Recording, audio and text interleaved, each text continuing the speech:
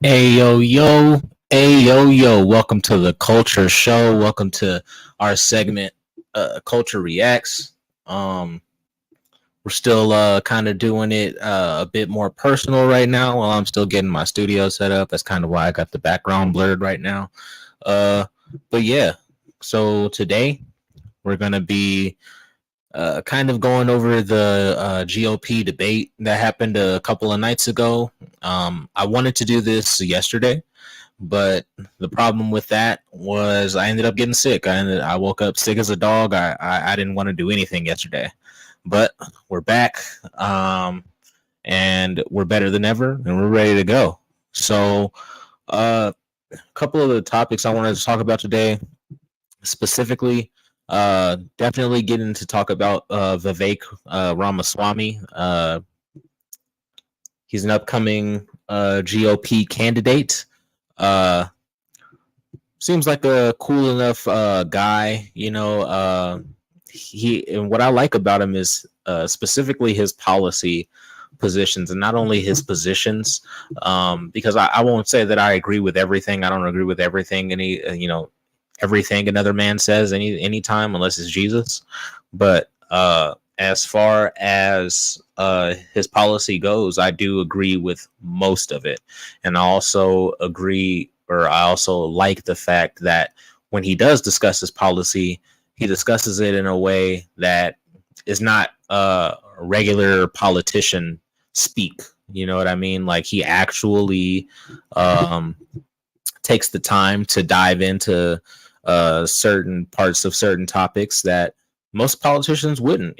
Like, he actually has uh, plans, and he's willing to share those with the American people. And I think that that's something that politics needs more of, especially United States politics. So we're gonna go ahead and get into the first video of the day. First video of the day is gonna be Glenn Greenwald reacts to the GOP presidential debate. So this is from the PBD podcast. So shouts out to PBD. We're gonna go ahead and jump right in. If you guys, have any questions or comments, go ahead, put them down below. Make sure you guys like and subscribe to the channel. We're still personal right now, but we're coming up. So go ahead, like and subscribe to the channel so you can see where we come up from. All right, let's go ahead and start it. How did you think the debate went? The numbers, just to kind of give the numbers for people that are watching this, the numbers came in on how many views it got. Debate ratings, only 12.8 million people watched it. 13 million less than Donald Trump's debut in 2015. Many will say a big part of that is because Trump and Tucker took a lot of views away when they did that Twitter X show together, Tucker X show together. But what was your feeling about the debate? We were right next to each other, so we saw the same thing. Yeah, so if you look at all the punditry heading into that debate, the conventional assertion was that everybody was going to attack Governor DeSantis for the obvious reason that he's been depicted and held up forever as the only alternative to Trump. So if you're looking to move up in the polls and you believe the notion that DeSantis is the real viable alternative to Trump, you obviously want to take DeSantis down in order to replace him. None of that happened. I don't think DeSantis got attacked a single time. Not one person attacked. He was essentially ignored. He did a perfectly fine job. I think he's a very skilled speaker. He has a good message, all of that. Somehow when you put it all together, the sum is less than its parts. But I found it so notable that all of the attention instead got devoted to Vivek. Oh, yeah. Why? Why did they all go up there and decide to attack Vivek? Part of it, I think, is a genuine resentment. So like, imagine, you spent your career, you're like the governor, you've got elected to the Senate, you're the ambassador to the UN, you're the vice president of the United States, and some guy comes along that 4 months ago, no Americans had heard of. No one knew who he was. Yep. He's incredibly self-confident.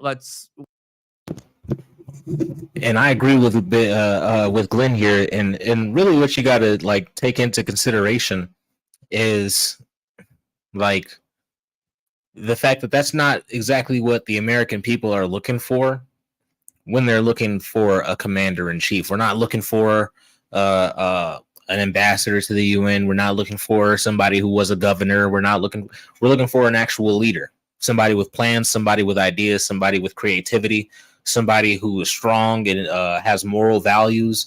Like, these are things that you might not find in a political office. I personally believe that, like, military veterans and entrepreneurs, I think that they make the best presidents, because if you're a military veteran, you know what war is like, so you don't want to necessarily get your country involved into any pointless wars. You're willing to go to war, which I think is very important for a United States president. You must be willing to go to war, but that's obviously got to be like a last case, a worst case scenario. Like, now we have to go into war because some of our plans didn't work out or whatever. But that's something that the GOP is really going to have to reckon with, is that the base doesn't give a damn about how long you've spent in politics. In fact, the longer that you've spent in politics, the more tainted we generally view you as. Like, if, like, say Donald Trump had run or was going for governor, if he was a governor before, or if he was a mayor or something like that, if he didn't come in as the outsider entrepreneur, there's no way he would have won. There's no way. And I think the same about Vivek. So let's go ahead and get right back into it. Like, just use the positive sense of that term. You can call him kind of arrogant. He probably comes off that way to people who dislike him.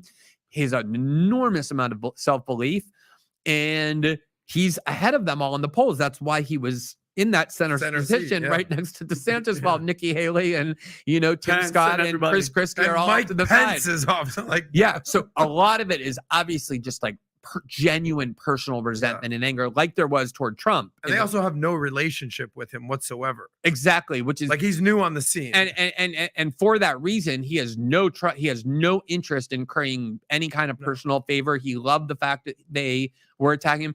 But I don't think it's just that. These are very professional politicians. They spend a lot of money on consultants. They're looking to go up onto that stage and perform strategically. They're not just there to vent whatever negative emotions they have.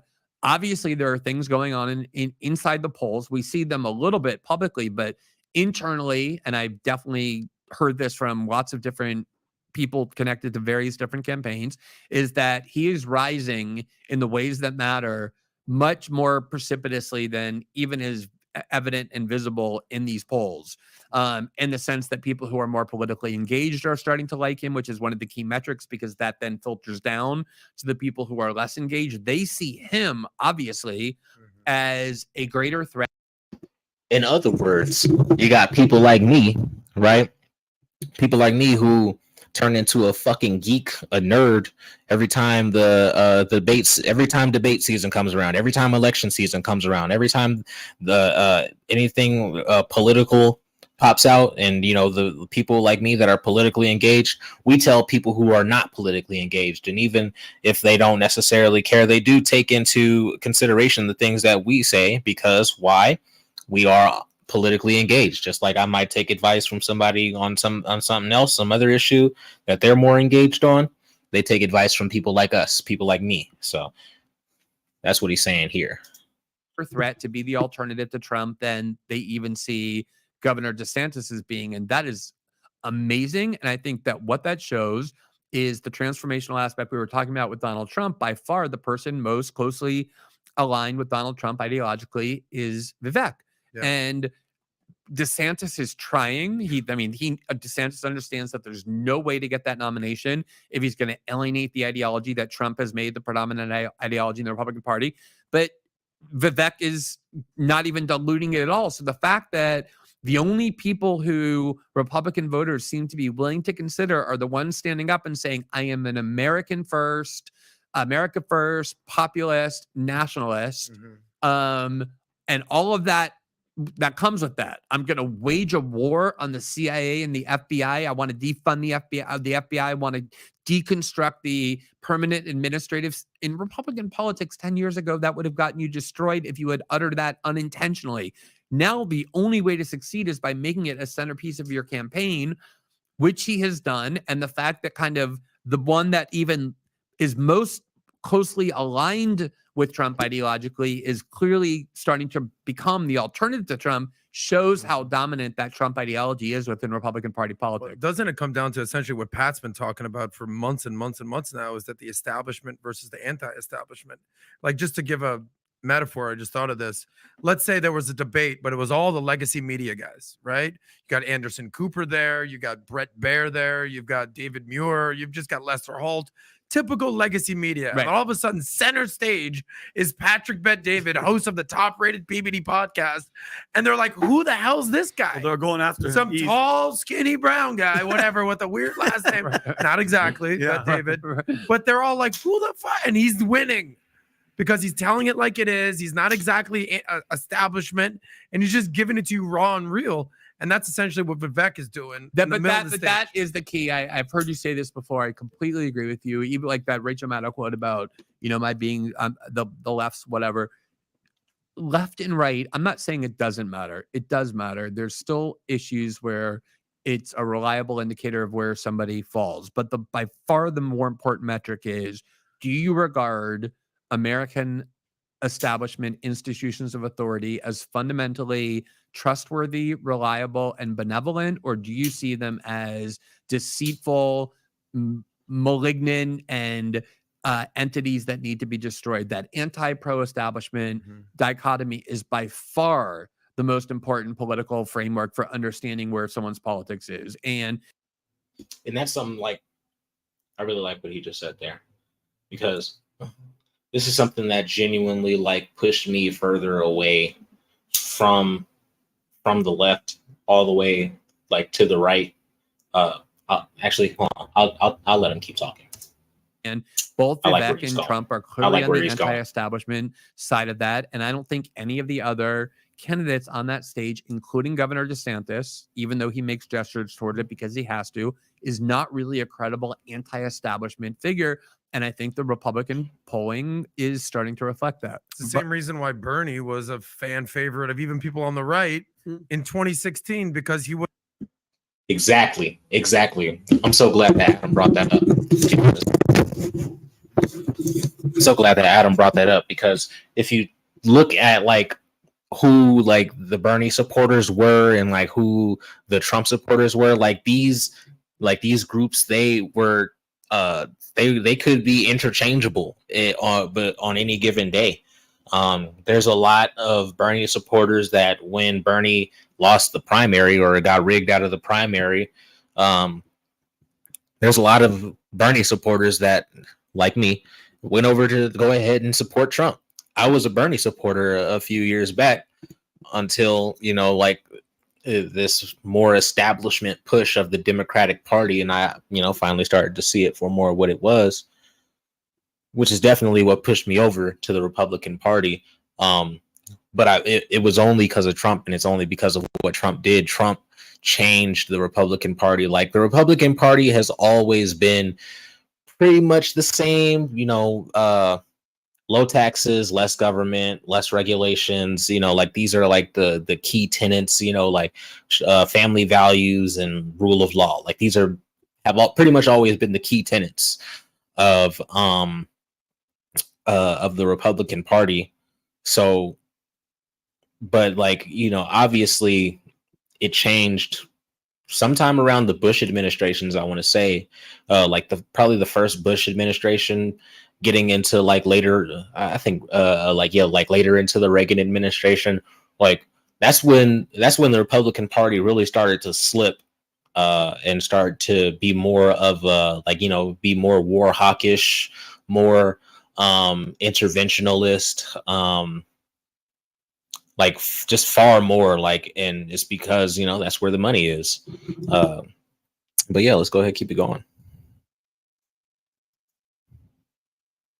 Because he was not establishment. Because the public distrust in institutions is why millions and millions of Americans twice voted for President Obama and then voted for Donald Trump, which makes no sense if you see the world through a left-right prism, obviously, but makes complete sense if you see it through an anti-establishment because Obama's appeal, fraudulent though it was I'm this skinny guy with this weird last name who hasn't been in Washington and has no and I'm not a Bush. In Washington. Right. I'm not a Clinton. I'm not a Clinton. Yeah. And But he turned out to that be was his one, appeal. basically. Right. No, he was. It was fraudulent, of course. That was, but at least he had a credible claim to present himself as that.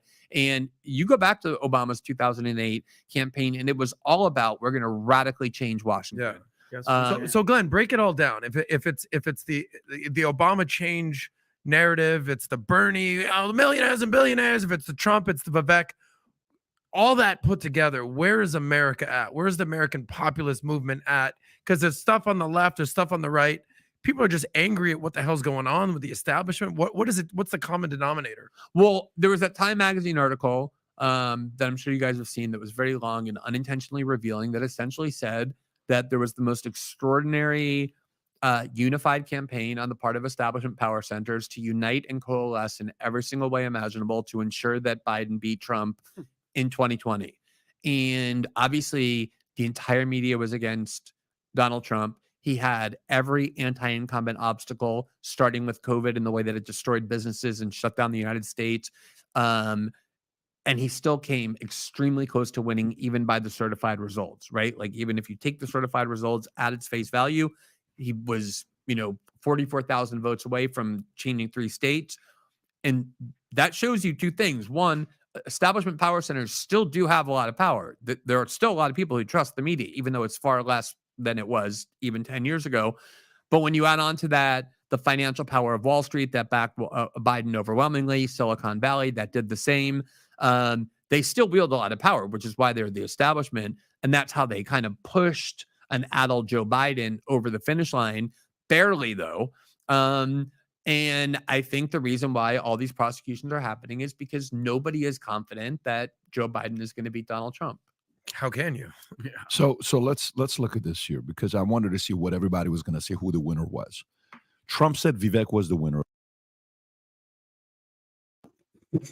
Let me play devil's advocate here real quick. Now, I'm a Trump supporter. But let me just play devil's advocate here, just real quick, right? What if this is all the game? The whole Trump, you know what I'm saying, going to jail, everything. Like, what if it's all the game? What if it's all a game? I don't think it is. Personally, I think that it's real. But like, just. For a second here, indulge your boy, right? So one of the biggest disconnects with the base, hold on, let me come out real quick. Let me come out. We'll get right back to the video, but let me come out real quick. So one of the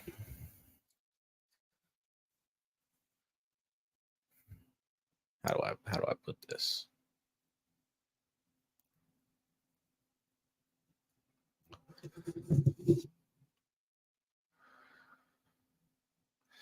So one of the main problems, right, with the base and the main disconnects with the base and Donald Trump is the fact that Trump pushed the vaccines, right? Now, say what you will about the vaccines. I know I didn't get any, but say what you, but like, that is a big point of contention with the Republican Party. And even to this day, if you ask Donald Trump about the vaccines, even though we all know, and if you don't know, now you know, people have been dying. Like, there's been a lot of strange, unexplainable deaths happening to younger and younger people. I don't know how many people I've seen just in this last, like Bray Wyatt, a WWE superstar that I grew up watching. Bray Wyatt, he was 36, died of a heart attack. I'm not saying that, I'm not, because wrestlers, they tend to, go out a little earlier, if I do say so. Like, it's, at least that's what I've noticed, that wrestlers tend to go out somewhere around anywhere from 40 to 60 range, right? So 40 to 65, that's usually when wrestlers go out, just because of the nature of their work. But 36, 36 is something else. LeBron James' son, just passed out. Had a cardiac event. Passed out on the court. Had to get resuscitated. Like, I'm not saying that these things never happened. It's impossible. This, that, and the other. But really think about it. How often were we seeing things like this back in the day? Yeah, if somebody died and they were young, usually it was something crazy like a car crash, a homicide of some sort, overdose, things like that. Those are the normal, you know what I mean? Like, but how many cardiac events have we seen over these last couple of years? And that's something that is a real big point of contention, like I said, with the Republican Party and with Donald Trump. Now, let me go a step further a little bit, right? So the economy is great in 2019. It takes a dip, a huge fucking dive. Everything goes to shit during COVID.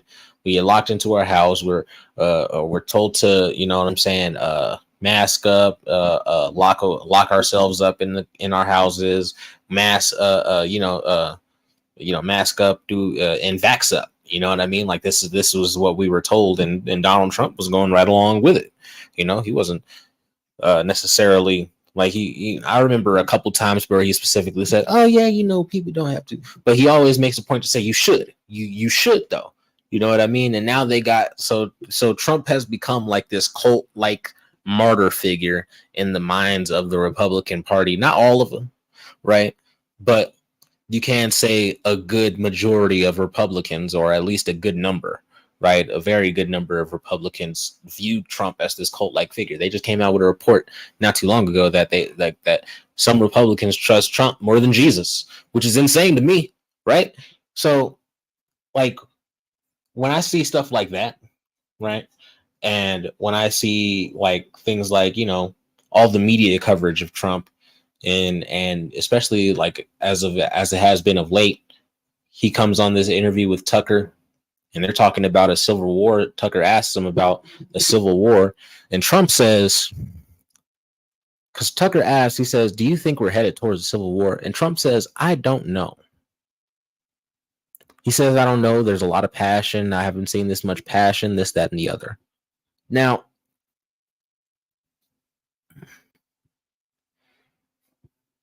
just hear me out. Just hear me out, dog. I know I'm probably rambling a bit here, but you got to hear me out, though. Why wouldn't he just say, "No, I don't believe we are," or "Yes, I believe we are"?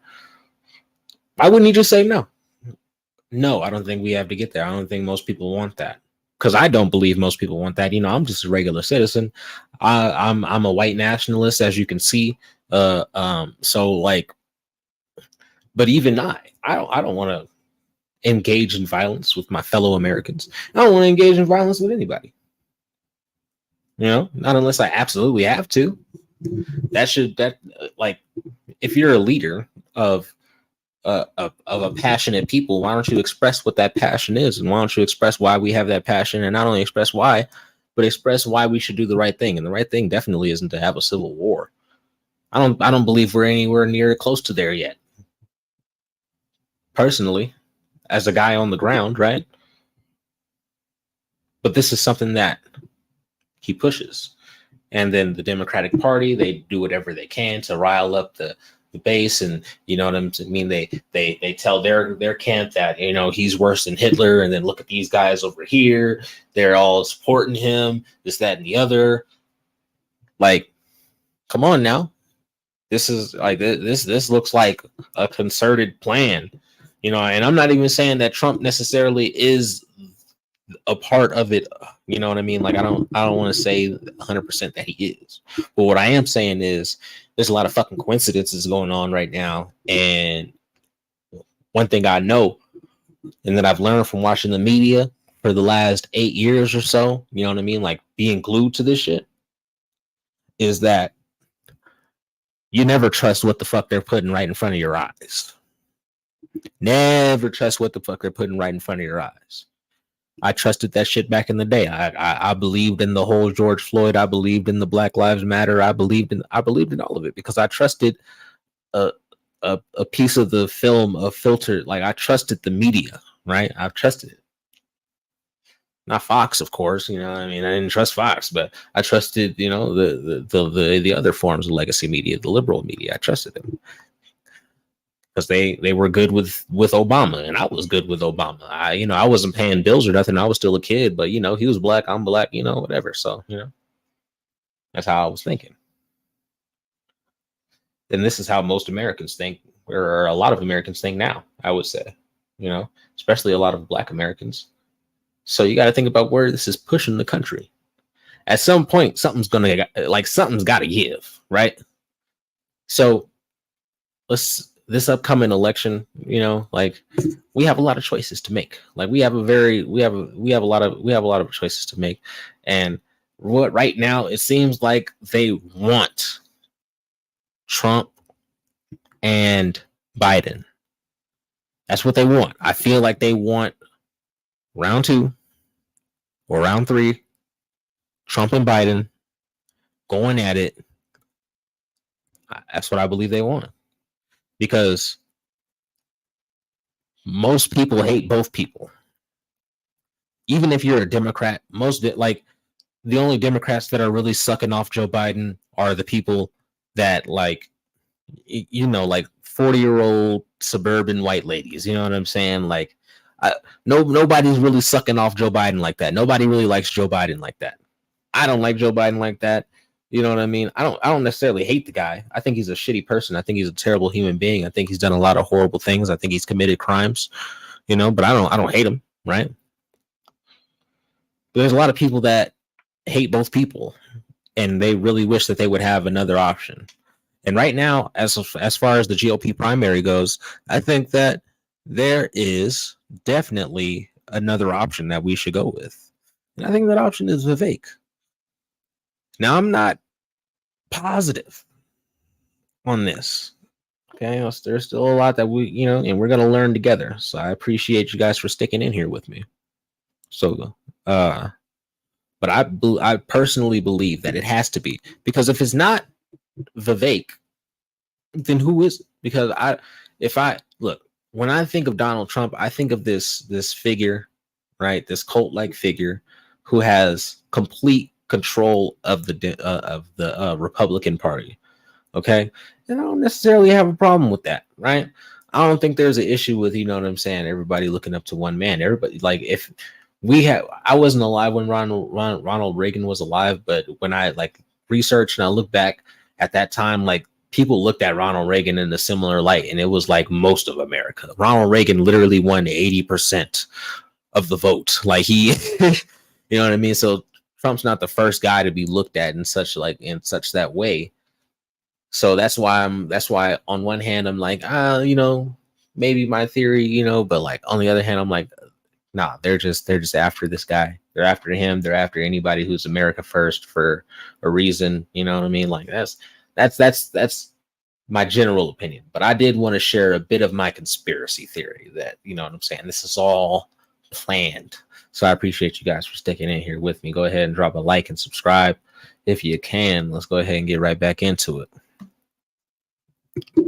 The winner of the debate, for obvious reasons. The Hill said Glenn Youngkin, which was kind of interesting for them to say Glenn Youngkin with, hey, let's go get Glenn, and Murdoch wants to go fund him. From the no labels situation? Yeah. The Guardian said Trump. WAPO said DeSantis was the winner. WAPO chose DeSantis as the winner. If we're looking at, with everything that's going on today, you think he's going to show up to the next debate, September 27th, at the Ronald Reagan Library? You think Trump's going to show up to that one? Or you think he still doesn't have a reason to show up? I think it's going to depend on how the poll, to see if anyone actually gets a real boost from this debate. If DeSantis I mean, I think there was a 538 poll that quickly polled who was the winner. 29% said DeSantis, 28% said Vivek. There was that focus group assembled. When CNN gets those like regular people, it's like, kind of people going on like some sort of excursion to go on a field trip to look at how the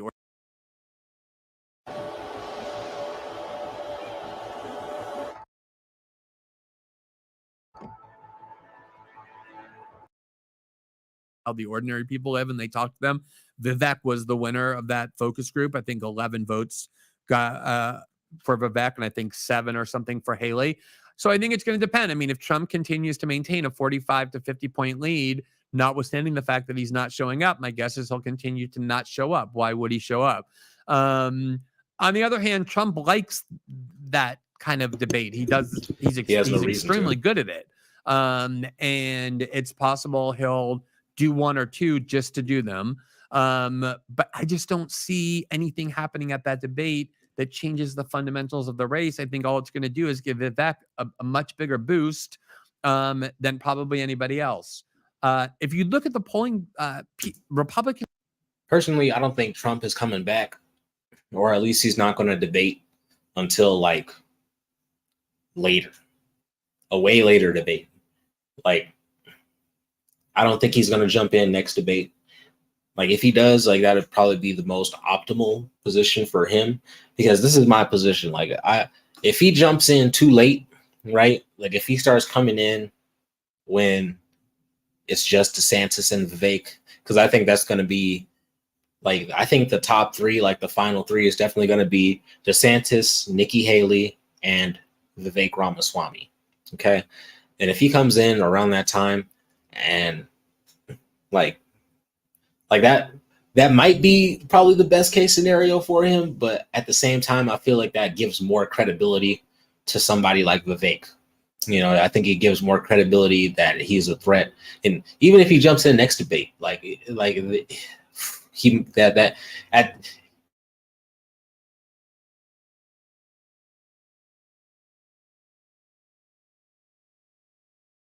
like, I think that that's just how it's going to work now, because Vivek and Trump in the same room, I don't, you know, obviously Trump is Trump. Trump is Trump.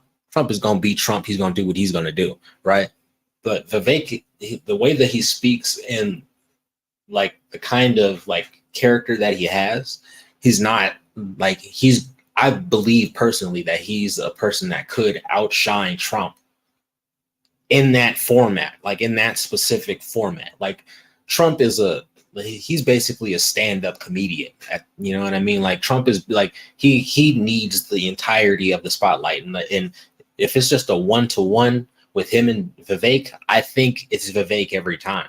But, you know, Trump against somebody else, you know, Trump against DeSantis, I think Trump destroys DeSantis. I think Trump destroys Nikki Haley. Trump destroys Joe Biden. Trump destroys fucking, he probably won't, maybe not Robert F. Kennedy. I think Robert F. Kennedy might have a good chance against him. But anybody else, really, like, he absolutely flatlines. But Vivek is just a different story. So I think he definitely should have, although, you know, like, you know, whatever, oh, there's people that shouldn't even be in the race or whatever. But this, not being there to at least, you know, stake your claim and show that you're still the big dog, it's only given more rise to Vivek. Like, at some point he's going to have to address it. At some point he's going to have to address Vivek. Republicans like DeSantis. It's not like they hate DeSantis. Yeah. They like No, we love DeSantis him. primarily because of the credit they give him for COVID and opening up Florida. But they're just not going to abandon Trump for anybody. Can I show you this poll real quick? Since you brought up DeSantis, I mean, look, Trump has only risen in the last 6 months, right? He went from 50 to essentially 60. Mm-hmm. Look at where DeSantis was. This is in earlier this year, February, neck and neck with Trump. Dude, he's about to go below Ramaswamy. He's at 14%. Vivek's at 10%. To say that it's a disaster what's going on in the DeSantis campaign would be an understatement. He was neck and neck with Trump, and now that's happening. that's why you're the expert. You know, I think Clearly I it's think been a one of failed them, marketing Glenn, agenda. I think one of them is that the MAGA, the fan base, the Trump supporters, they're literally pissed off, like the majority of us are, and they're like, you know what?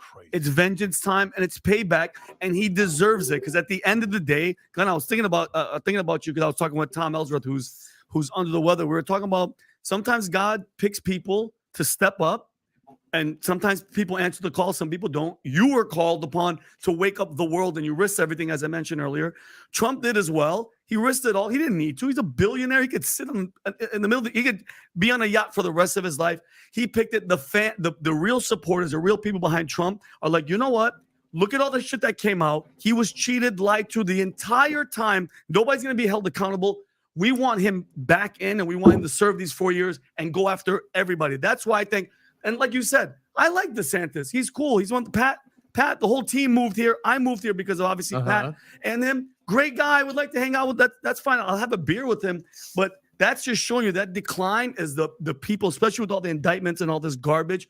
They're like, no. I want the guy that was supposed to be in there, Glenn, and I want him back, and I want him to go after everything. Yeah, I think people are seeing that if they don't vote for Trump, if they abandon Trump, what they're essentially doing is rewarding the maneuvering and the scheming of the people they most hate. Yes. And on top of that, I do think, and it's hard for me to get a sense of this because honestly, it has never mattered to me, but I know it does matter in like some sort of political sense, is the reality is DeSantis is just not comfortable in those sort of settings where you're supposed to go and meet regular people. And Trump is the best at that. And I think also that DeSantis is just kind of awkward in those situations. Big time. And I think once people kind of took a look at that, they either lost confidence in his ability to win, or they themselves got a little bit uncomfortable with him. Trump's ability to just seem like this kind of regular guy, which again comes from the fact that he has this outer borough resentment, despite growing up with a lot of wealth and obviously living his whole life as a billionaire. He just always maintained that same. I mean, Richard Nixon had that too, actually. He hated the Eastern elite. He always felt like they were looking down their nose at him. Trump very much has that. DeSantis doesn't. He spent his career he started off his life at Harvard and Yale. Yeah. He was in the House. He had a very kind of pro-establishment voting record while in the House. And so I think people, the more they kind of get a sense for him, they do like him, but they're just. Check it though. Look at Ramaswamy's line. He went like I said, the sum is somehow. He went from literally. So check this. Look, this is his line right here. Boom. He's dipping. Boom. This is his line. Boom. He went from boom. He went from nothing all the way up, and he's rising. He's rising fast.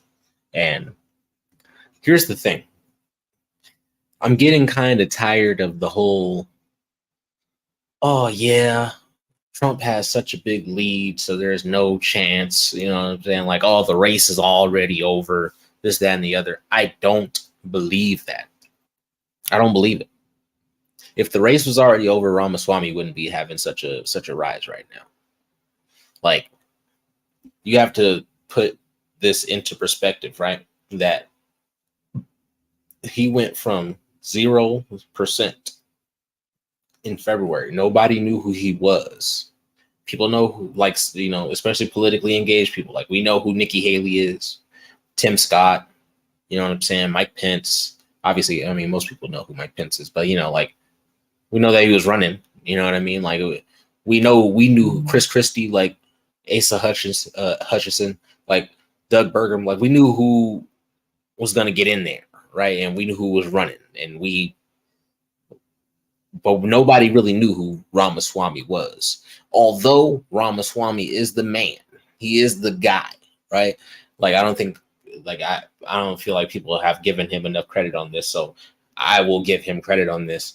He has literally shaped the conversation around wokeism in the country. Okay, he has literally this isn't an understatement. He wrote the book Woke Inc. Okay, so all of, and this is 3 or 4 years ago, all the Republicans today who ever talk about any woke of any kind of wokeism, they refer to his books, his work, because it is the prime example of how to break down wokeism. He is the architect of the current conversation around it. So, but most people still didn't know him. They couldn't put a face to his, to Vivek Ramaswamy. He was just a name on a book. Damn near probably a pen name. You know what I mean? Probably thought he was a pen name. But now, just a few months later, 1, 2, 3, 4, 4, 5, 6, 6 months later, 7 months later, here we are, right? And he's boom, already at 13%, 14 or 10% in this poll. In some polls, he's up a little bit more, you know what I mean? But like in most polls, he's third and second place, and nobody knew who he was. So this is an actual problem.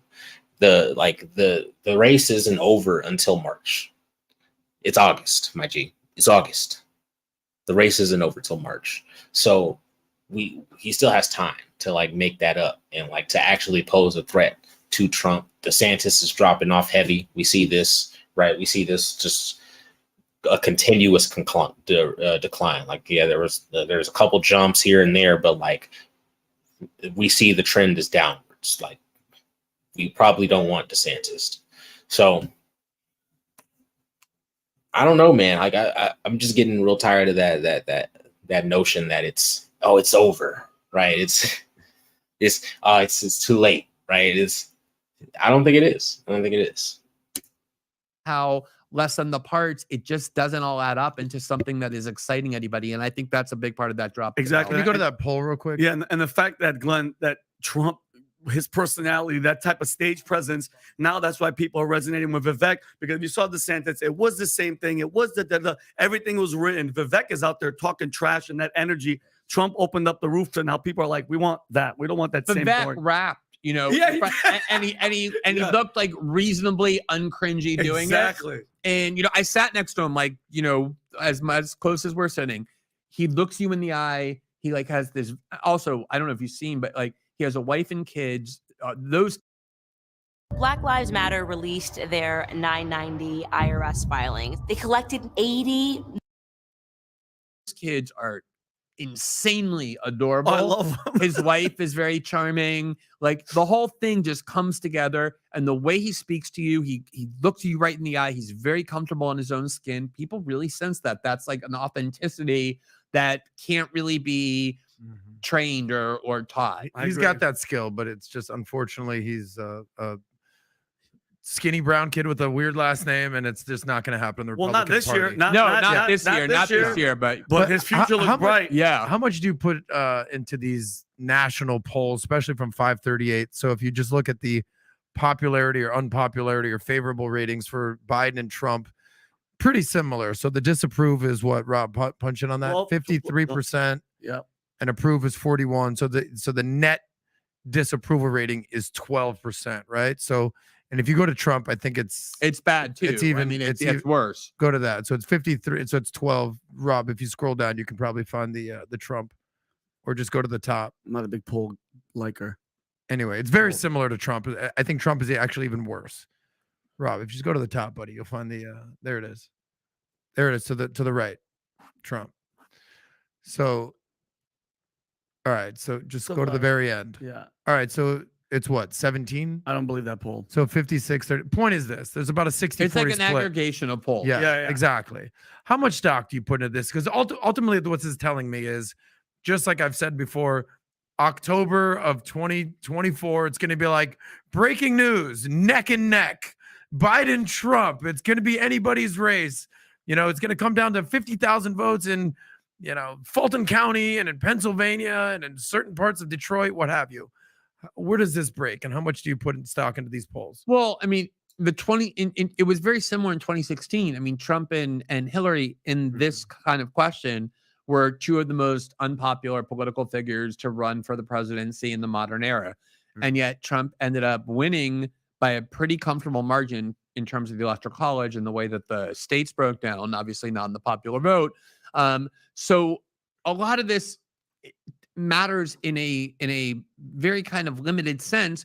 Who cares if 90% of people in California and New York hate Trump? He's going to lose those states, and it doesn't matter by what margin.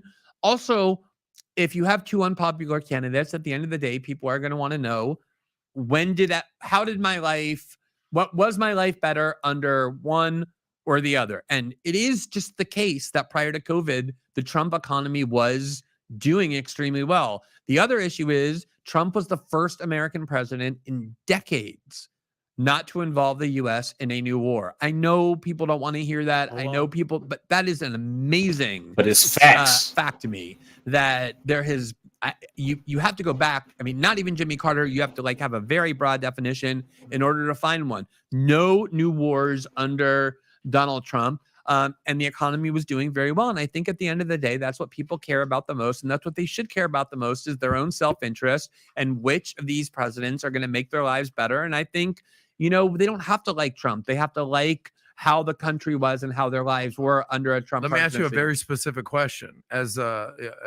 since you're Rachel Maddow's most fearless political commentator from the left, why wouldn't you vote for Trump in 2024? I mean, I just don't vote because I don't like attaching myself to a particular candidate because I feel like it clouds my ability to do my job as being a journalist. I think it's important. It's a kind of old traditional way of looking at things, but I think for me, it matters. Like, I think once you vote for a candidate, you feel a responsibility to vindicate that even subconsciously. You know, I live in Brazil as well. I look that distance that I can maintain, you know, not just geographic, but just kind of like emotional and psychological. I think it's a very important one to maintain my independence. When's the last time you voted? I haven't voted since I became a journalist for exactly that reason. Do you think most journalists should just not vote and sit these things out and just be a journalist? I mean, I think what most journalists should do is maintain a spirit of independence. And like whether these people vote or not because of that they're obviously Democrats. And what amazes me is that there used to be a requirement that they pretend more. Now they don't pretend any longer. I don't mean the op-ed page people. I mean like the actual reporters sit on Twitter all day explicitly endorsing Democratic National Committee talking points in a way that surprises me because it seems like these media outlets have an interest in maintaining that fraudulent appearance of neutrality. They've given up on that. That doesn't even exist anymore. So if you like this clip and you want to watch another one, click right here. And if you want to watch. Yeah, and that's the reason I like Glenn Greenwald. I think he's a very good journalist. I really like what he does. You should definitely check him out if you can. Hey, look, it's your boy. All right, let's go ahead, hop in here. There was a video I wanted to check out because this guy here. We got to talk about it, y'all. All right, so this guy did a breakdown of the GOP debate. And he's a leftist. He's a leftist. The channel is called, what's the channel called?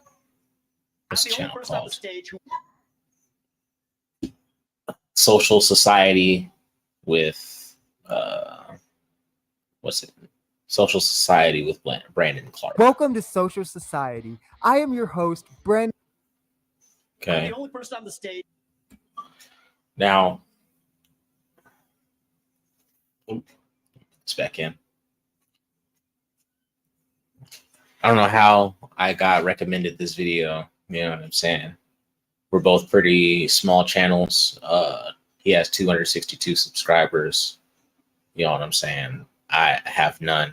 So, like, you know, we're both pretty small channels. So I don't really know how necessarily I got, but you know, probably because I've been watching a lot of VIVEK content, you know, as late.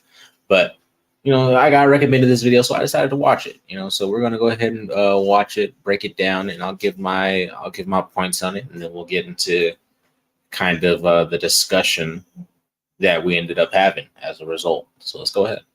The stage who isn't bought and paid for, so I can say this: the climate change agenda is a hoax. We're dealing with the same type of amateur standing on stage tonight. Margaret Thatcher said, if you want something said, ask a man. If you want something done, ask a woman. Retarded. All right, before we formally get started, I have to say what I know everyone is thinking.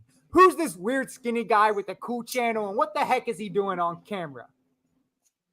Well, now that everyone else has gotten their rehearsed lines out of the way, not mine wasn't rehearsed, we can have a genuine conversation about the Republican debate. And let's start with VIVEK because, let's be honest, he's going to have the most sound bites out of anyone. So first, let me just address a question that is on everybody's mind at home tonight. Who the heck is this skinny guy with a funny last name, and what the heck is he doing in the middle of this debate stage? So if you couldn't tell from the intro, Let me say, well, I do have to say, I didn't like how he started it. I didn't like it. You gotta understand, I've been watching a whole lot of VIVEK this last month. Like I started watching a lot more of his stuff, or a lot of his stuff after I think the first time I got introduced to him was the Breakfast Club interview that he did. We could probably break that down too, but it's hard to get through that video, and you've probably seen it already. But yeah, it was the Breakfast Club, and I've been watching a lot of his stuff ever since. And he never started off anything like that before. So I don't know if that was like something that he just wanted to try out. I don't know if he, you know what I'm saying, just has this kind of liking for Obama, or you know what I mean, like, or I don't know what it is. I don't know why he started off like that, but it's something I can look past if he is actually serious about his policy. So let's go. This to me was rather forced. It seems like he wanted to open up and introduce himself with it, but he didn't get the stage as one of the guys who got to say a little stuff about themselves. They only go to one or two people, you know. And since he didn't, he was like, I'm gonna slip it in against the first thing they ask me, no matter what. And it's odd that he came off that way and still continued to say this. Listen, now that everybody's gotten their memorized, pre-prepared slogans out of the way, we can actually have a real discussion now. The reality and the fact of the matter is... Was that one of yours? Not really, Mike, actually. We're just going to have some fun tonight. And the reality is, you have a bunch of people, professional politicians, super PAC puppets, following slogans handed over to them by their 400-page super PACs last week. The real choice we face in this primary is this.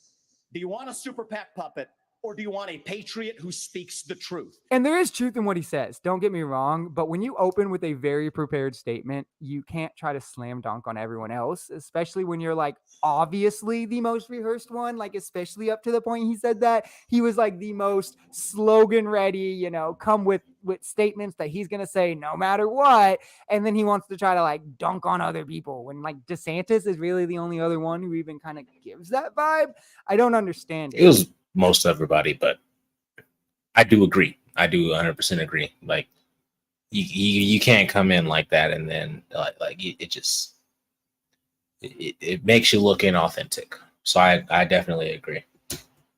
It. And Vivek is rather wealthy, and as he plays into the second part of that clip, he doesn't have like the same amount of corporations funding him, the same super PACs, the same amount of donors, because he's rich, right? But that doesn't mean that his opinions are any less unhinged. Vivek is literally the guy who would be funding politicians if he wasn't a politician. He is a wealthy corporation owner that is exactly who he's saying is paying to control these other politicians' opinions. So if you're against them, you should probably be against him as well. All he's doing is putting a face to his opinions rather than paying someone else to do it for him. That's like the only difference here between him and super PAC donors. But again, it's one of those things where facts, and I do like how he broke that down. Best facts.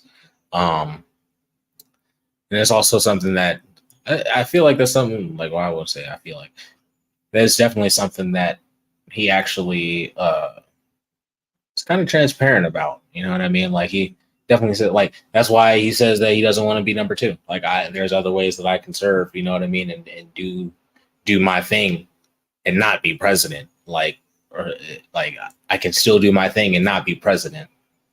You know, like that's why he vehemently says that he's not going to be number two, you know, like, or vice president if Trump tries to choose him. He says no, because I first of all, I don't play well at number two.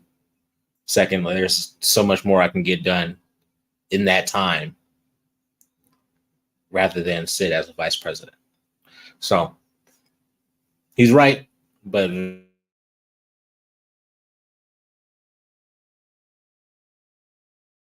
gonna think too much into it. And it shows that donors do not buy your unhinged opinions when you're making takes like this. Let us be honest as Republicans. I'm the only person on the stage who isn't bought and paid for, so I can say this. The climate change agenda is a hoax. Which, like I said, absolutely wild. He is a loon, but in his defense, I guess. But that's facts. The climate change agenda is, in fact, a hoax. It changes depending on however these motherfuckers feel. Like, back in the 70s and the 80s, and like getting into like the early 90s, the big fear was that we were going to go into another ice age if we kept using fossil fuels.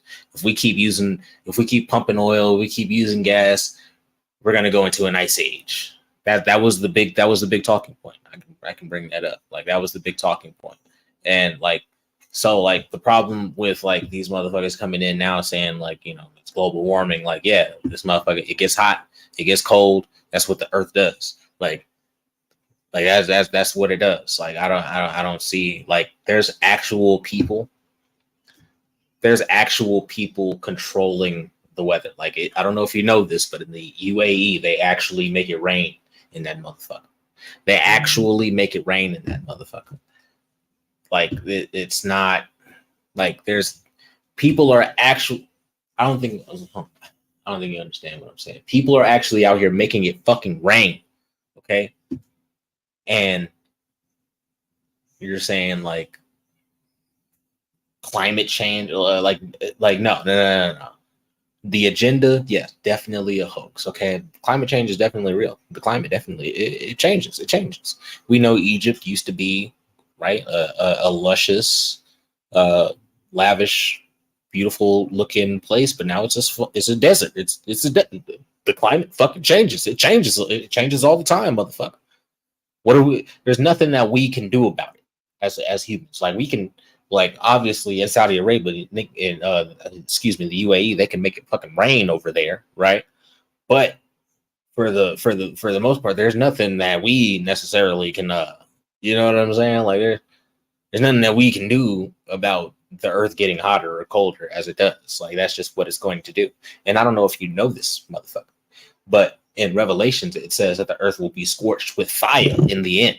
So, if it's getting hotter, motherfucker, you better start praying to Jesus. There we go. Like, that's just what that is. Rather normalized in conservative circles for whatever reason, when with the effects on Maui, Cali, Turkey, the heat we're all feeling. I don't see what the fuck. Yo, see, and this is my problem with these climate change activists, right? The problem in Maui has nothing to do with fucking climate change. Okay, it had nothing to do with climate change, and it's a lie. It's a lie that they say that. Okay, the problem in Maui, okay, they said that it was power lines that fell down, okay, or whatever, you know, and they weren't properly looked after. But then also climate change affected how, you know, the fire spread or whatever, when the whole time, like, did you not see that the fucking response was absolutely insanely horrible? The response was horrible. There were people literally, there were videos of people literally dying in the streets, just dying in the streets. People fucking driving, like, trying to get somewhere, anywhere. They're on an island, so there's nowhere really they can go. So, like, you know, like, but they're driving, trying to get somewhere. People are fucking terrified, and the response from FEMA, from Biden, was horrible. Biden didn't show up till 6 days later, a whole week later, dog. They're not taking care of these issues, and then when it goes bad, they just simply blame it on climate change, show up a week later. Like, it has nothing to do with climate change. It has everything to do with the fact that our government is shitty. Okay? Like, they don't actually, like, how long are these motherfuckers going to be working on the same roads, the same highways, the same shit, building the same buildings. How long? How long will it take? How much money per year will we spend? Will we give these motherfuckers? And how long will it take, bro? This is the problem. This is the problem with this climate. Like, it's an everlasting thing. Climate is forever. Like, it's not necessarily, everything comes to an end. Jesus, you know what I'm saying? But at the end of the day, like, we don't have any control over that. But what we can do is make sure our shit is up to par. Make sure power lines are not falling. Make sure when they do fall, there's something like there's a safety backup. There's something. There's an emergency system. There's a plan. There's something. There has to be something. There's some kind of search and fire rescue. There has to be something. Has to come. Something has to give. Right? Like, you can't sit here and just blame anything that goes bad on climate change. This was a terrible fire. It was a horrible fire. A lot of people lost their lives. God bless them. You know what I mean? Like, I pray for their families. I pray for everybody out there in Hawaii. You know what I mean? Like, I pray for people in Maui. I pray that they're okay, and that they're able to bounce back from this. But that doesn't change the fact that, bro, we could have, like, this is something that was preventable and not climate change preventable. This is something that is a safety protocol preventable. Okay. Like, they let that shit happen. They let it happen. They let it get worse. Okay. Had the wind blowing through that motherfucker. Like, they just let it get bad. When California gets on fire, nigga, what's the first thing they do? Nigga, they start dropping water, nigga. It's the first thing they do. How long did they wait? How long was the response? Like, you can't. This is my big problem with these climate change activists. They just sit here and they just blame. If we just look at Maui, like, you're gonna sit here, look at all those people that died, all those people that are now getting evicted from their homes. You're going to sit here and look at those people in the face and say that your problems are simply because of climate change. It has nothing to do with our shitty government. It has nothing to do with the fact that they didn't help, that they didn't come, that they didn't, make sure that this shit didn't happen, that when it did happen, they didn't immediately get this shit, figured out, fucking isolated and put the fuck to rest. Like, no, none of that. None of that comes up. Just blame it on climate change and keep moving. And then tell people that they can't live their lives how they want to because we fucked up. Because the government fucked up. You got me fucked up, man. I don't feel the need to, like, really dive into this, at least not on this video. I bet you don't. Climate change video coming. Subscribe for that. Shameless plug. I'll do a reaction. I think it's clearly saying climate change is a hoax is for clicks and reactionary, like, views. No, it's not based in science. It's not logical necessarily. And the fact that other people were flocking to it is kind of crazy, right? This dude would put fucking coal miners in charge of our energy sector if we let him. I swear to God. Here's some quick facts for you real quick on climate change, and then we'll play the next. What's wrong with putting coal miners? See, this is my problem. Like, what's wrong with that? What's wrong with that? Coal doesn't burn how it used to, bro. This is, bro, you don't even, like, these people don't even know what the fuck they're talking about, bro. Don't even know what they're talking about. He would put coal people, like, yes. Why wouldn't you put, if they're actually working in the field, in the mines, bro? That means that they know what's going on down there, bro. Right? Like, am I speaking fucking Chinese? Am I in the Twilight Zone here? They're in the energy sector. So why wouldn't you put some people in the energy? Isn't that what you communists want?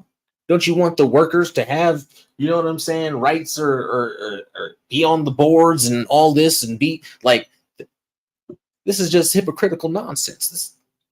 clip. If everyone in the world lived the way America did, it would take 5 Earths to provide enough resources for everyone.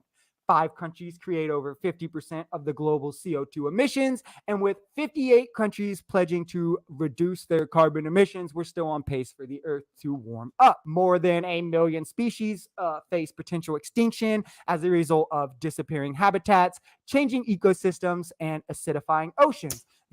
It's going to happen either way. Whatever we do, we should do whatever we can to take care of this planet. And that's why we continually do, come up with better ways and more safe ways to do things like pump oil, do things like burn coal, do things. That's why motherfuckers, they in China and shit, they already have a level 4 nuclear reactor. They already have they're already embracing nuclear over there. They're way ahead of us because they embrace energy. They know the power of harnessing energy. There is no greater power. That's nigga, lights, cameras, action, nigga. That is energy. This is all energy. Everything that you do, everything that you have right now, everything in your fucking room, this laptop that you have, everything, it won't run without fucking gas, coal. It won't. It just it fucking won't, bro. We need it. Okay, your fucking your sun fuck your goddamn sun plates and shit. You goddamn windmills, nigga. They don't work. Okay, and even in the places that they work, motherfucker, you still need backup. You always need backup, nigga. You need to that's the problem. You want to go just to this. We gotta diversify. We gotta have natural gas. We gotta have coal. We gotta have nuclear. We gotta have water energy. We gotta have fucking wind energy, sun energy, all the energy. Why is energy a bad thing? Why are you making energy out to be a bad thing? I don't understand this man. The average global sea level is expected to rise 7 to 23 inches before the end of the century.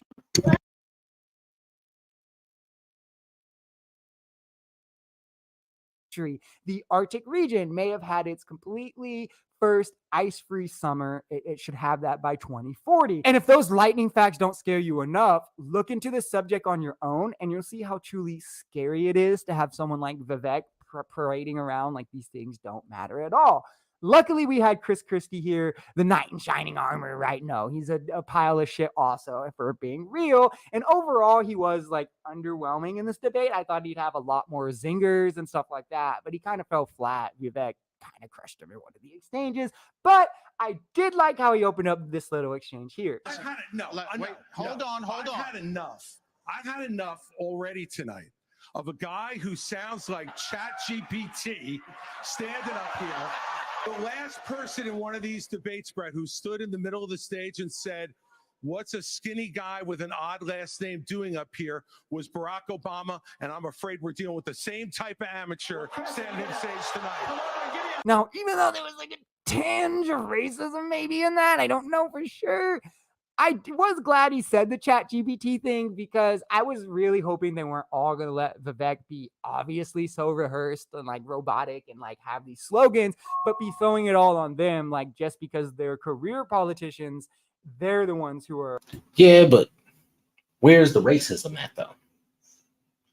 See, this is a problem when you are or when you don't do your research before you do this kind of thing. I'm not saying that, I don't have the greatest setup as of right now, but that doesn't mean that I don't do my damn research. Obama actually said, Obama actually said in one of his first debates or his first speeches when he was running for president, it was either 2006 or 2008. I don't remember. But Barack Obama actually said, I got a funny last name, skinny kid, but America has a place for me too. Something like that. He actually said that. So that's why Chris Christie said that. So that's why you're confused. So there you go. who are robotic and repeating slogans and practicing and rehearsing, and not him, because he obviously, again, was the most rehearsed coming into this. Now, let's play Vivek's response to Christie, where he crucifies him, because I do think Vivek ended up the winner of that exchange, though the true winner was Nikki Haley. Margaret Thatcher said, if you want something said, ask a man. If you want something done, ask a woman. What? So why do we do everything then? Like, if you want something said, ask a man. If you want something done, ask. So why do we do everything? All the hard jobs. 90% of bricklayers, 90% of truck drivers, 90%. 90% of electricians, 90% of plumbers, 90% of scientists. Like we do everything. So what are you talking about right now? Chris Christie, honest to God, your claim that Donald Trump is motivated by vengeance and grievance would be a lot more credible if your entire campaign were not based on vengeance and grievance against one man. And I love that too. I loved how he walked them down. Vivek walked them down. He said, "Look, let me go back a little bit. Let me go back a little bit so you can see how he walked them down. You got to see how he walks them down. Watch Chris Christie's face. Okay, watch his body movement. Watch his posture. Watch how he's because this is like I said, this is something that Vivek is awesome at doing, right? And it's something that I wish he would have done a whole lot more of. I think he should have started off just like this and ended off just like this. Okay, so let's go ahead and get it to it. Watch Chris Christie's fucking face as Vivek walk him down, walk him down, walk him down, walk him down. Your claim that Donald Trump is motivated by vengeance and grievance would be a lot more credible if your entire campaign were not based on vengeance and grievance against one man. He's sitting there and he's bobbing along. He's like, yep. Vengeance and okay, yeah, that's it. He almost, it's like he conceded to it. Like he subconsciously had to concede to it. Like Vivek's made him subconsciously and like a bit overtly concede to it. Like even if he didn't say like, oh yeah, well that's true. Like you saw it in his body language. Like yeah, that's very true. You know what I mean? And the crowd's reaction, as you can see, speaks for itself. Here in an answer right. And it never hurts to see Chris Christie get booed out of the arena. I'm just saying. And I think at this point in the debate, Vivek was really riding high. He was super confident. He felt like he was the focal point. A lot of people were coming at him. It was giving him chances to rebuttal. He was getting a lot of clips, and his confidence at this point began to kind of precede him. And for me, at least, he crossed the line into seeming a little bit condescending.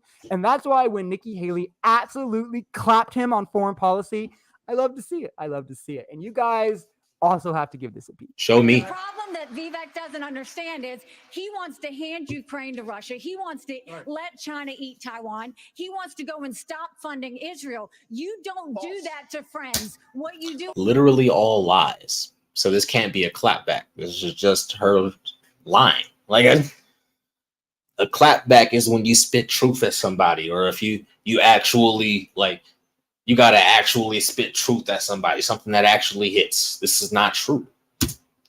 You do instead is you have the backs of your friends. Ukraine is a front line of defense. He killed Prigozhin. When I was at the UN, the Russian ambassador suddenly died. This guy is a murderer, and you are choosing a murderer over a pro-American country. I'm not a pro-American. And this is my issue. Where does this lie come from? Where does this lie come from that out of nowhere, Ukraine is suddenly a pro-America country? A year ago today, 2 years ago today, nobody, if you asked a motherfucker about Ukraine, the average American had no idea, could not point it to you on a map. Most motherfuckers probably still couldn't point it to you on a damn map. Like nobody knew what the fuck a Ukraine was before 2023 or before 2022, before the Ukraine war, like in Russia. There's nobody knew. Nobody fucking knew, and nobody cared. Nobody cared. I mean, I knew. If you were politically engaged, you knew because Obama, you know, and Biden and Hunter Biden, you know about that whole story. But so like this only makes sense as a continuation of that. Because so you're telling me that these people were getting paid off boards in Burisma, off getting paid from these motherfuckers in Ukraine. They goddamn installed a new prosecutor over there. They done goddamn installed Zelensky over there.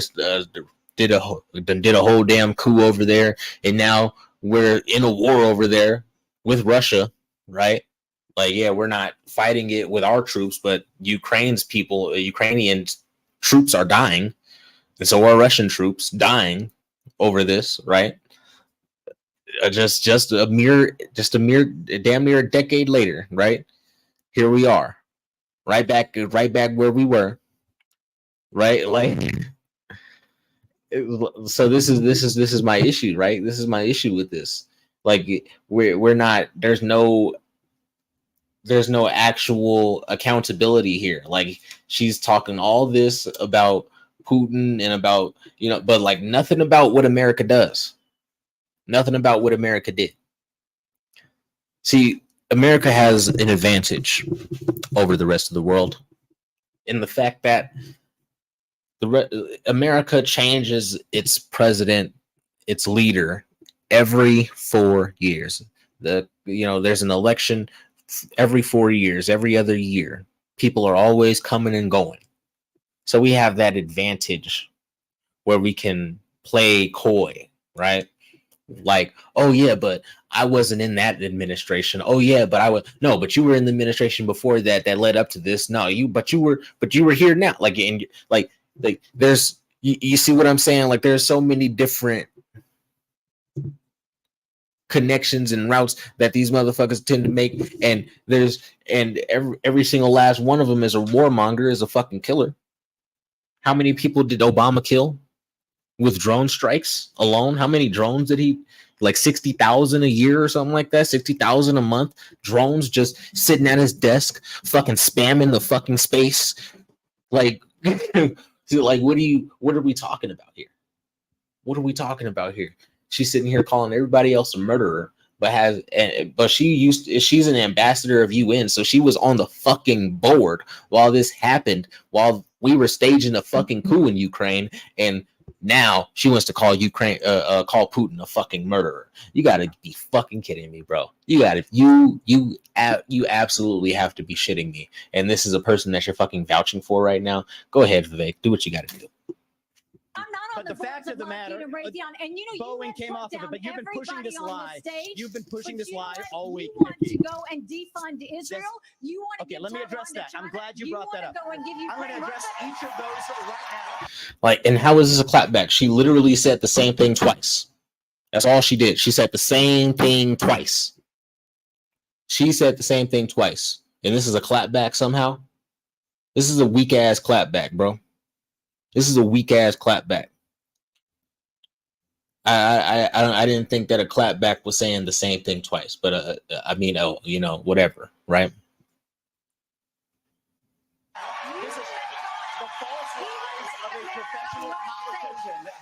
Your watch, so the reality make America less that you have no foreign policy experience, and it shows. And you know what? Vivek's foreign policy is his. Hold up. Wait a minute. Hold on there, buddy.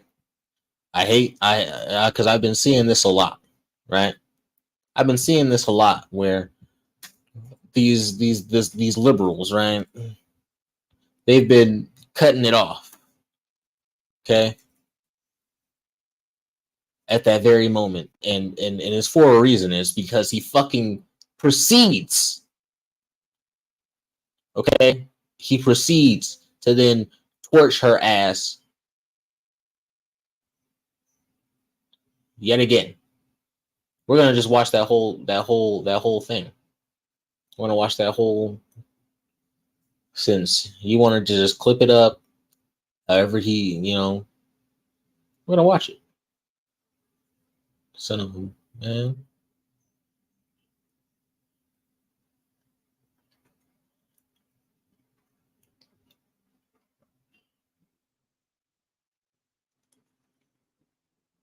Hold on here.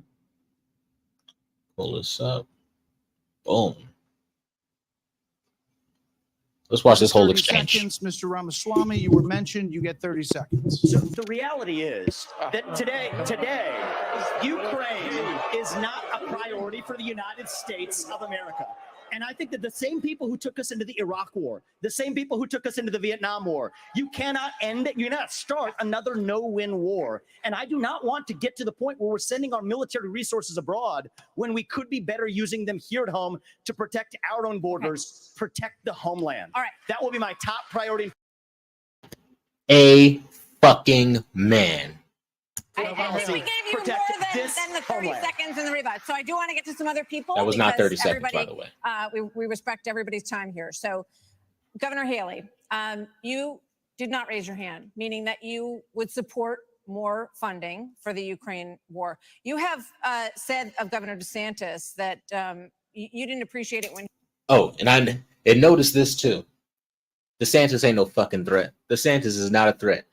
You know how, because watch how the question is posed towards DeSantis because they want the Fox News host wants her to go after DeSantis so DeSantis can, get on his back foot and actually be able to engage in some back and forth, right? That's what she's wanting right now. That's what the news hosts want right now. But watch what Nikki Haley does, even though she's asking about DeSantis. It when he initially called it a territorial dispute. Why?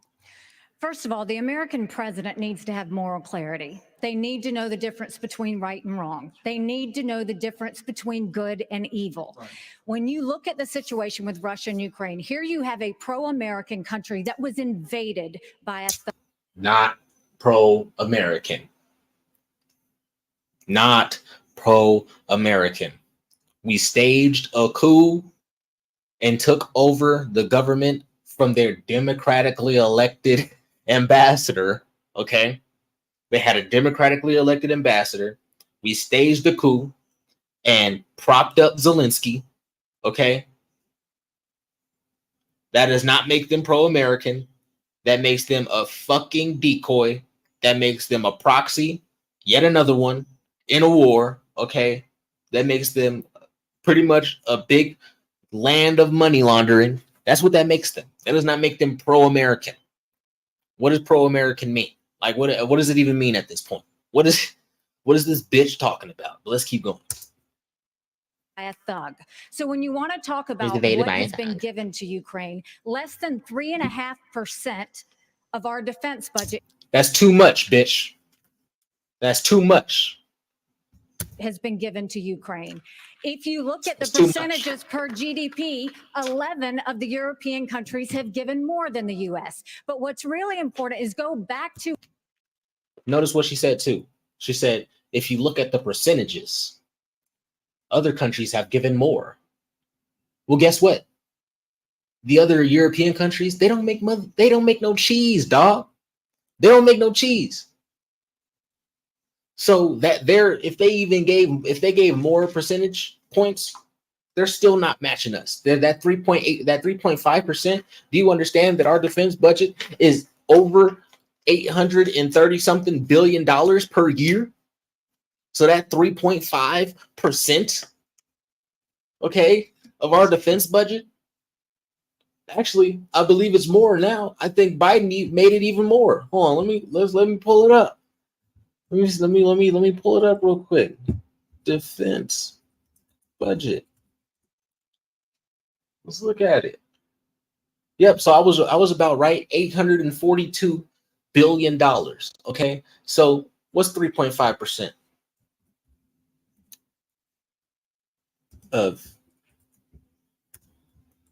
842 billion?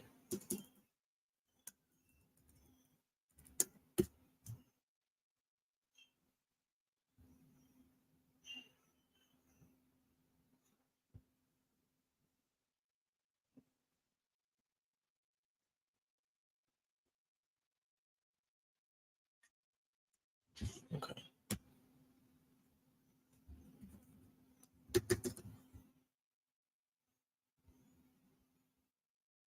A lot of fucking money. That's what it is. God damn, that's a lot of money. No. See, that's not what we. No. So we're not going to see. No. I refuse. I fucking refuse, dog.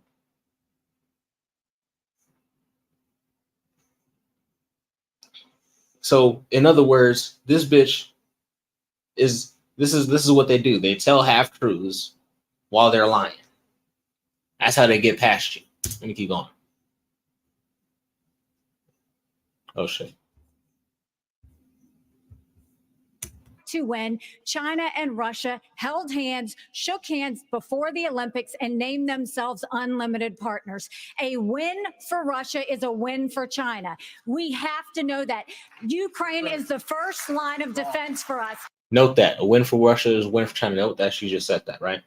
And the problem that VIVEK doesn't understand is he wants to hand Ukraine to Russia. He wants to let China eat Taiwan. He wants to go and stop funding Israel. You don't do that to friends. What you do instead is you have the backs of your friends. Ukraine is the front line of defense.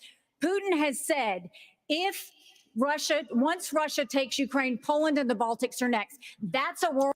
Blatant lie. Never said that. World war. We're trying to prevent war. Look at what Putin did today. He killed Prigozhin. When I was at the UN, the Russian ambassador suddenly died. This guy is a murderer, and you are choosing a murderer over a pro-American country. First of all, Mr. Ramaswamy, you have 30 seconds. Mr. DeSantis, Nikki, I wish you well in your future career on the boards of Lockheed and Raytheon. You know, I'm not on the boards of Lockheed and Raytheon, and you know, Boeing came off of it, but you've been pushing this lie.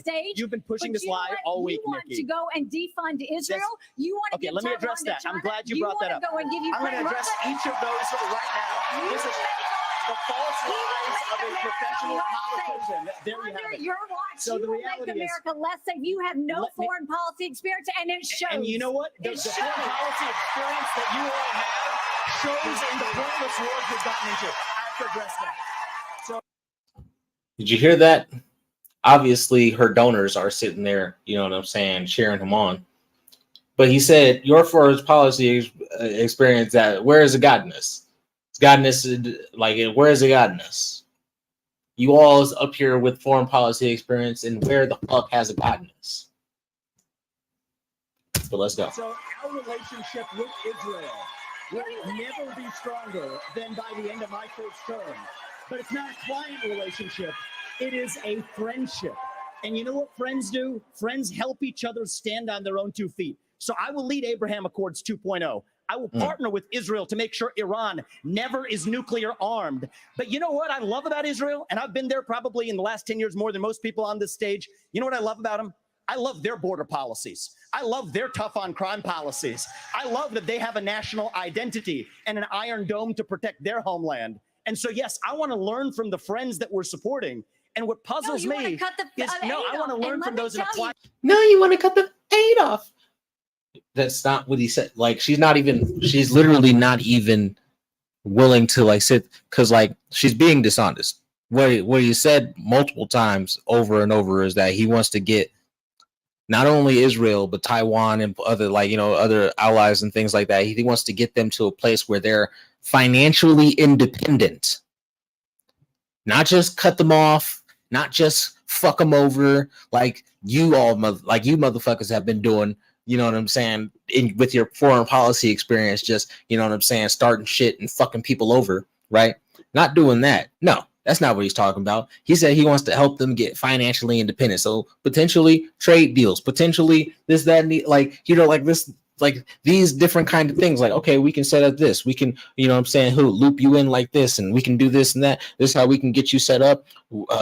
Military spend. We can get you weapons and this, that, and the other. Like, this is how we, like, this is like, when you have a homie, you break bread with him. Like, that's just what it is. You break bread, and like, yeah, you ride with each other, but you don't fucking fund your homie's lifestyle, right? You don't do that. You don't fund your homie's lifestyle. You don't pay your homie's rent. And that's what we're doing. We're paying Israel's rent. We're paying NATO's rent. We're paying everybody else's rent but our own, and our debt is climbing. And she knows that. While she sat and tried to say, oh yeah, Republicans, they have been, raising the debt. Like, bitch, it was you. It was you. Like, you're not exempt. You have been there. This is what I mean when I say, like, America has this advantage where everybody is always in and out of the door, because you can really play like you didn't have any hand in certain things, just because, like, for a certain administration you weren't there, or you were in a different position at a certain time in this administration, you were still involved in some way. So that's why, like, that's why these kinds of things pisses me, like, they piss me off. But let's keep going. So, but Vivek was very strong, right? I believe that he actually won that debate because of how he came back and said, hey, I'm not trying to have a client relationship with Israel. I want to have a friendship. Okay. And friends help each other stand on their own 2 feet. And that's fucking true. That's true. I'm gonna let the homie sleep on the couch. But if the homie ain't, getting up, trying to go to work and trying to, provide and do all that, then the homie got to go. That's just what it is. Like, we all live like this in our real lives, but we act like we can't live like this we have to be this big noble, pay for everybody and pay for ourselves. You know what I'm saying? Like, no, that's insane. Like, financially, like, nobody can actually live like that. Like, I don't understand why this is even a conversation, but it is, because we got a bunch of fucking assholes and idiots up here, right? And then we got this dickhead fucking defending them. But let's get back. It's our homeland, Nikki. Israel That is needs the answer. America. America It's our needs homeland. Israel. Okay, They Governor are the DeSantis, Governor DeSantis, you were You hear that? America doesn't need Israel doesn't need America. America needs Israel. How pro-American is that? How fucking pro-American is that? Israel doesn't need America. America needs Israel. That is the truth. She just spoke the truth right there. Okay. Inadvertently. She didn't. I don't know if she understands what what she said in that moment, because she tried to back it up by saying, "Oh, because they're the front line to Iran." No. Why do we need Israel? What do they have on you? Why is Israel getting a ridiculous amount of money per year? If we want to talk about cutting spending, right? We're giving Israel how much money per year, bitch? Like, if we're talking about spending, he says he wants to make Israel independent, and apparently that's a problem. Like, you don't want Israel to be independent, you want Israel to be dependent. Oh, I see. Huh. Makes sense. Now let's get back to Buddy. All right. Let's get back to Buddy, because I've been noticing that a lot, right? I've been noticing a lot that these motherfuckers, they have not been showing the full thing. They cut it off right there, and then well, she was really strong. She was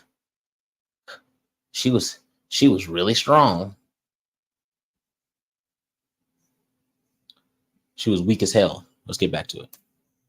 Is his weakest link that he's like revealed in his policy so far. He comes off naive. He wants to give Putin land to try to pull him out of China's arms. You don't know. He doesn't want to give Putin land. He wants him to take the land that he already has. It's a big, big difference, but we'll get into that. Putin, he wants to give him Ukraine, and you're like, yeah, Putin's not just going to keep trying to take land and cross into NATO countries. He wants to arm Taiwan with guns, and it seems like all these different things that he's saying mostly seem to be reactionary and, to get views and drive clicks, but the actual substantive part of his policies are rather weak, naive, and easily debunked. And I, for one, was glad to see Nikki Haley call him out on it. It's something I had been saying. Weak, naive, and easily debunked. without actually debunking them. Strategically debunk it. Like, you can't just say your idea is weak, naive, and easily debunkable without actually debunking it. You can't just, you know what I mean? Like, you can't do that. But, you know, you can if you believe that you're just right. You know, if you just believe, hey, I'm right in every instance. Do you know what I mean? I have to be. Leading up to the debate, that if people were going to attack Vivek, that's probably where they would have to go. And I think that here Vivek showed he's really good with his slogans. He's really good on his feet, doubling down on his beliefs and even, you know, presenting confidence. But he kind of falters in those quicker exchanges when it's people who can keep up with him, when it's people who can also talk and filibuster. He needs like the slower pace, like Mike Pence's, where he can like interrupt and you know, interject his opinions, and then he can filibuster around Mike Pence because he's just a stronger talker than him. But when it came to Nikki Haley, she could keep up with him, and he really got exposed there. And I think it took the wind out of his sails as far as No, it didn't. His confidence goes. The other story for the night for me was Ron DeSantis, the second place in the polls. He really needed a strong showing. He's been declining rapidly while Vivek's been growing. And I think he was still visibly uncomfortable here. I'm sorry to say it, but let's take a look and we can be the judge together. We need to do to Hold on, secure I our gotta own see this border. part. We have tens of thousands of people who are being killed because we're not handling both. And so I am going to declare it a national emergency. I'm not going to send troops to Ukraine, but I am going to send them to our southern border. When these drug pushers are bringing fentanyl across the border, that's going to be the last thing they do. We're going to use force, and we're going to leave them stone cold dead. Now, he did loosen up. We're gonna as leave the him debate stone went on, cold but it did dead. seem like all of his lines were rehearsed. He forced a lot of things in there. Yeah. So that was basically that, right? With his piece on Vivek, climate change, and all that, right? I did get into the comments. I got into the comments. I had to say something. I don't know why, but I did. And he ended up actually responding. So we're gonna go ahead and just take a quick look at that, right? We're gonna go ahead, you know, take a look at that. Hold on real quick. Oop. Excuse me. Boom. All right. So now I said here, as you can see, I said Nikki Haley didn't clap back at him. She spewed a bunch of lies and got backed up by her donors. Vivek's foreign policy is exactly what we need right now, because I do wholeheartedly believe that. Okay. To which he responds, "Oh God, no." And I say, what's so crazy about it? We have all the leverage. We're funding the war. You keep the land you already conquered. We stop the war, resume trade with the United States instead of China. That makes us stronger and China weaker, right? Especially if we cut off the Malacca Strait with relations to India, like he talks about. Then he says, "Oh God, the naivety." I hate this shit. I hate motherfuckers. "Oh God, the naivety. I'm gonna pass out." And I said, you could explain why it's naive or a bad idea instead of being condescending with nothing to say. Then he comes back and says, or I can continue to be condescending, much more entertaining in the YouTube content, in the YouTube comments. I disagree. Not where I come for long form political discourse. And if you do that very much, so explains why you have the positions you do. LOL. I came back and I said, I see.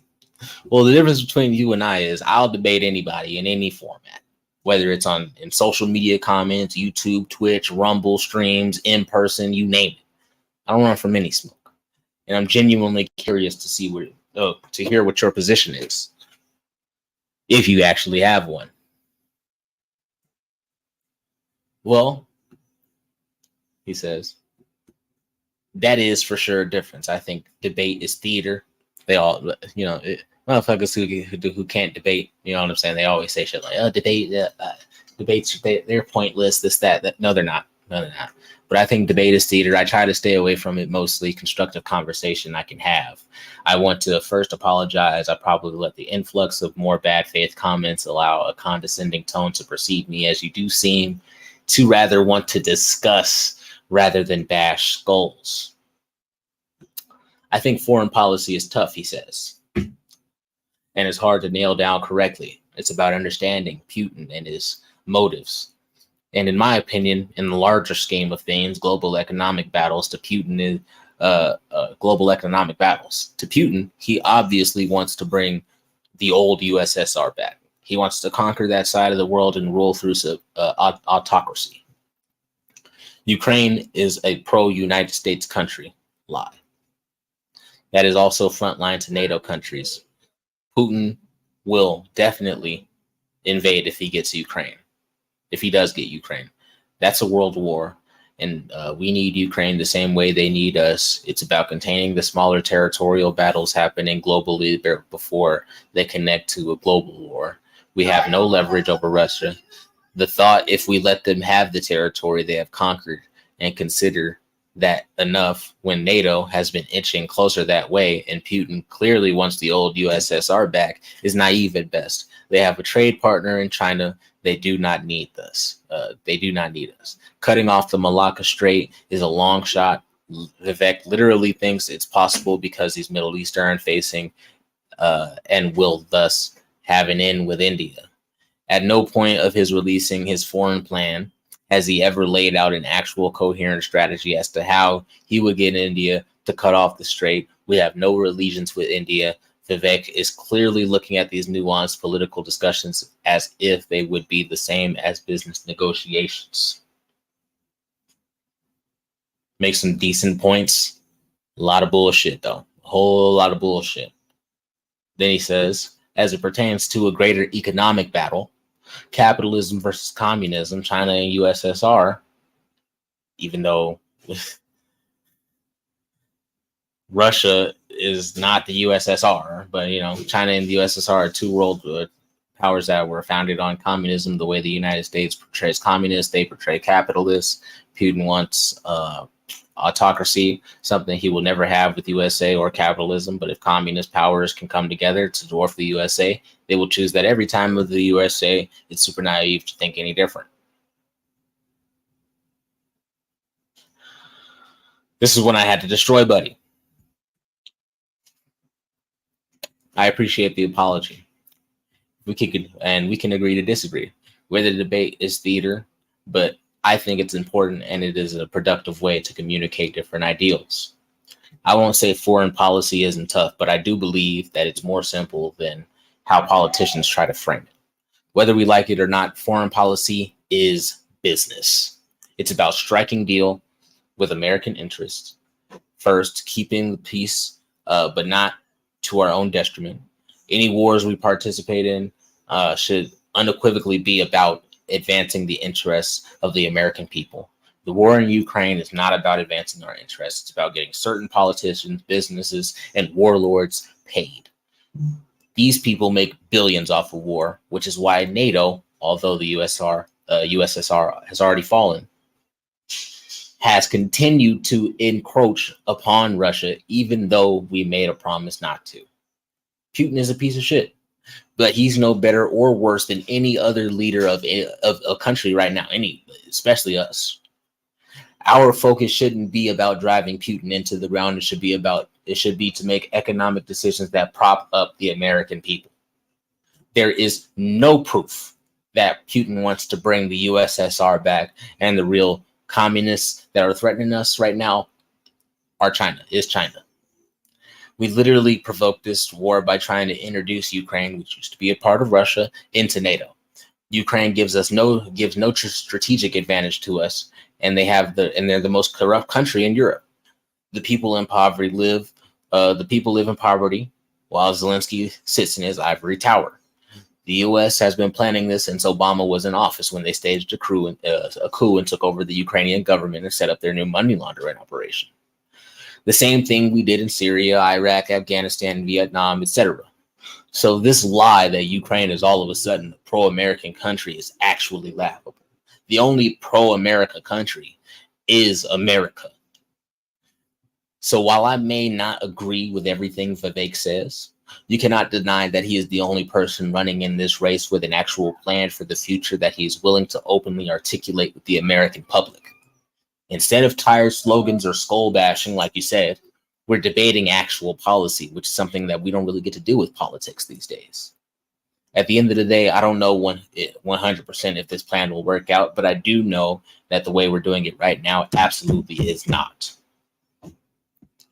And lastly, I said, and as far as who they would choose, I respectfully disagree. They don't care about communism or capitalism. They care about power.